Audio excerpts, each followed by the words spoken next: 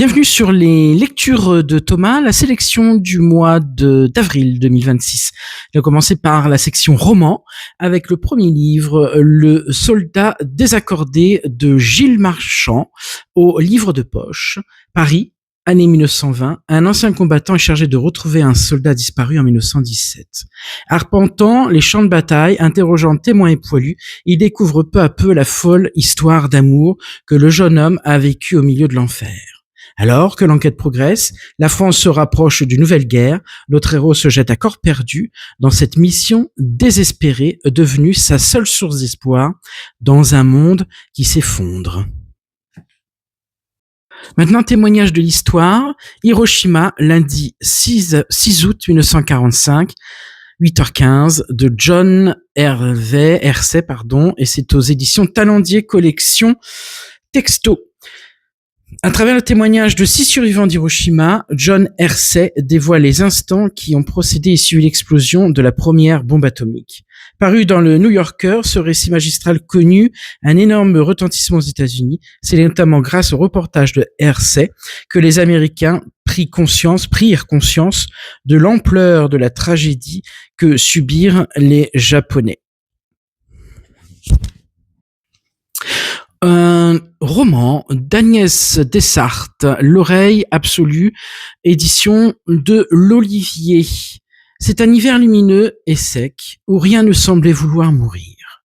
Un petit garçon intenable rencontre un homme au bout du rouleau. Une femme retrouve son amant disparu. Un musicien prépare un concours avec un jeune prodige qui ne sait pas lire une note. 2 adolescents filent la moto sans casque. Ces personnages, et bien d'autres encore, paraissent n'avoir aucun lien entre eux, si ce n'est que tous appartiennent à la même harmonie municipale. Mais une fillette timide, promise à un brillant avenir, les observe sans qu'ils le sachent. Elle comprend qu'un fil les relie et qu'un sort a suspendu par un temps le drame individuel. Que ce fil vienne à rompre et tous tomberont. La musique alors s'arrêtera. Dans cet admirable roman polyphonique, Agnès Dessarthe s'amuse à nouer et dénouer les destins pour le seul jeu de l'écriture. La nef de Géricault, c'est un roman de Patrick Grainville de l'Académie française et c'est aux éditions Julliard. Géricault a 26 ans quand il entreprend de mettre en scène un fait divers retentissant, le naufrage de la Méduse qui a lieu 2 ans plus tôt en 1816. Géricault ose. Il joue sa vie qui sera courte sur un tableau géant. Il affronte seul la toile blanche qui vient d'acheter 5 mètres de haut et 7 mètres de large. C'est un défi. Une invraisemblable prouesse dans l'atelier parisien du Roule. Entre 1818 et 1919, il se bat avec ses démons. C'est la fin de la passion clandestine qui se lie à sa tante par alliance, Alexandrine. Le radeau est d'abord un naufrage intime avant de devenir politique. Géricault fait parler les rares témoins survivants de la catastrophe qui se succèdent, les modèles souvent célèbres dont Eugène Delacroix. La nuit tombe, Géricault vient regarder sa journée de travail, ses esquisses, ses portraits. Son corps à corps avec le chef-d'œuvre l'épuise.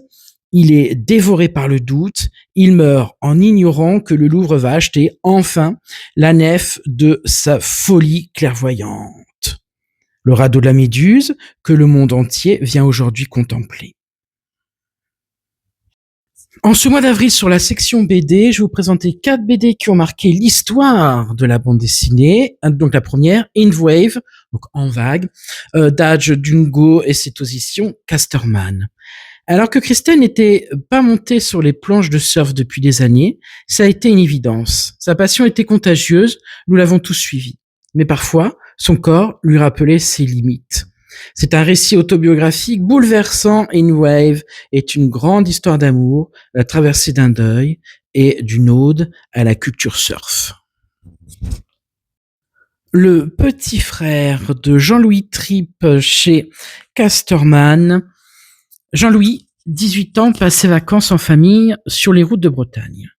Il ne comprend pas tout de suite ce qui vient de se passer ce soir du 5 août 1976. L'accident, les gendarmes, l'hôpital, et puis le deuil, le procès, le temps qui passe, le sentiment de culpabilité. 45 ans plus tard, l'auteur se raconte, à partir de la mort de Gilles, son petit frère de 11 ans, dont la disparition a bouleversé l'existence de chaque membre de la famille. Les souvenirs, recomposés, forment alors le récit d'un drame inacceptable auquel Jean-Louis Trippe choisit d'opposer la mémoire, le dessin et la vie. Et dernière partie sur les bandes dessinées, vous avez 2 tomes. Le premier tome, moi, ce que j'aime, c'est Les Monstres de Émile Ferris, donc c'est une femme, hein, et c'est aux éditions Monsieur Toussaint Louverture. Journal intime d'une artiste prodige. Moi, ce que j'aime, c'est Les Monstres. Est un kaléidoscope brillant d'énergie et d'émotion, l'histoire magnifiquement contée d'une fascinante enfant au cœur de Chicago en ébullition dans les années 1960. Dans cette œuvre magistrale, tout à la fois enquête, drame familial et témoignage historique, Émile Ferris tisse un lien infiniment personnel entre un expressionnisme féroce, les hachures d'un Crumps et l'univers de Maurice Sendak.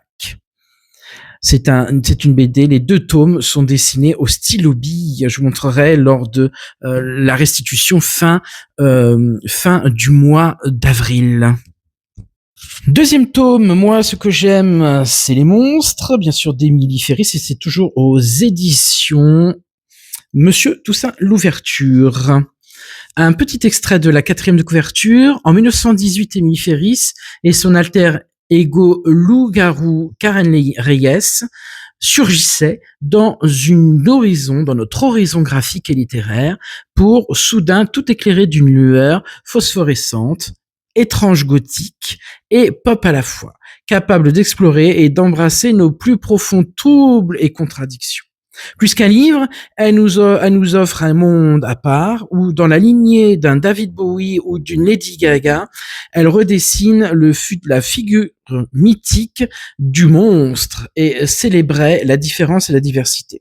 À travers Karen, petite lycanthrope vêtue d'un trèche en quête de vérité dans un Chicago éclectique, électrique et violent, Émile nous a marqué à jamais. C'est une suite répond à l'ensorcelante histoire exactement là où elle s'était arrêtée. Dans ce 2e tome, l'artiste et autrice explore avec Karen le début de l'âge adulte et de la puberté, ce moment où l'on découvre tant de choses nouvelles dans le monde qui nous semble sans dessous-dessus. La partie manga, maintenant, on retrouve Barakamon sur le 9e tome. Bien sûr, Barakamon, c'est de Satsuki Yoshino et c'est de Kyun. C'est un shonen. La petite ville tranquille de Sheishu, rythmée par la calligraphie et les annonces régulières du père de Miya sur le voyage scolaire des élèves du collège, est chamboulée par une triste nouvelle. Après la cérémonie funèbre, la vie reprend son cours à Nanatusake.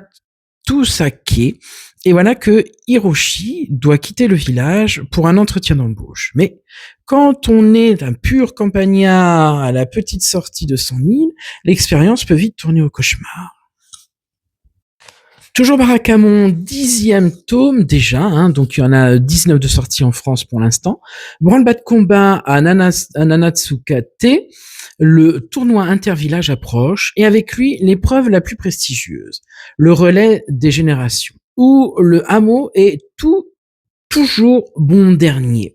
Mais cette année, les villageois comptent bien utiliser les armes secrètes en inscrivant Seishu, de gré ou de force. Hélas, le calligraphe a beau courir comme une véritable fusée, rien ne se passe comme prévu et la victoire n'est pas au rendez-vous. La déprime est de courte durée, car une nouvelle inattendue tombe. Voilà que les parents de Seishu débarquent sur l'île. Et voici le volet de 2 tomes qui raconte Coco, la vie de Léonard de Vinci, de Kaiji Kawaguchi, et c'est aux éditions Panini. Né dans le hameau italien de Vinci, Léonard n'est pas un garçon comme les autres. plus intéressé par la nature que les jeux d'enfants de son âge. Il passe le plus clair de son temps à dessiner, observer et réfléchir. Sa vie bascule le jour où son père, un notable de Florence, l'emmène s'installer en ville. Sur place, le jeune homme, qui est doté d'impressionnants dons artistiques, se fait rapidement remarquer. Il entre alors comme apprenti au sein du prestigieux atelier de l'artiste Verruccio, où son originalité et son génie ne tardent pas à faire des étincelles. Deuxième tome dans son intégralité, donc de Coco, la vie de Léonard de Vinci, de Kaiji Yakayushi. À la suite d'une dénonciation anonyme, Léonard de Vinci est arrêté par les autorités. On reproche au fait de l'artiste d'une liaison supposée avec un homme de 17 ans, Gioco Salteri. Dans l'Italie du XVe siècle, l'homosexualité est considérée comme un péché si grave qu'il peut mener au bûcher. Comment Léonard s'y prendra-t-il pour échapper à cette terrible fin? Eh ben, écoutez, je vous remercie de m'avoir écouté. Je vous souhaite un bon mois d'avril de lecture, pas trop de chocolat, et je vous dis à très bientôt. Merci, au revoir.